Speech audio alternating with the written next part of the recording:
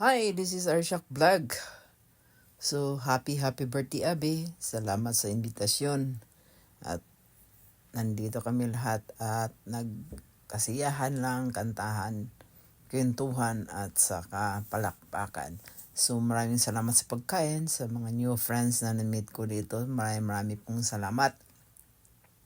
At tayo na ay masaya habang tayo ay pagkatapos kumain at wala naman tayong magawang iba, di kwentuhan lang at sayawan. Yun lang ang gusto para naman mawala yung stress natin at wag nating problemahan yung mga problema. Nandito tayo sa party, magsayawan, kantahan, bahakhakan hanggang kailan gusto mong bahakhakan. Charot! Ganyan talaga ang mga friends. Kailangan mo ding enjoy. Kasi hindi natin alam, 'di ba? Ganyan lang talaga ang life. So, happy birthday again. Thank you sa invitation at natutuwa kami at kami nabusog naman sa mapagkain yung masarap.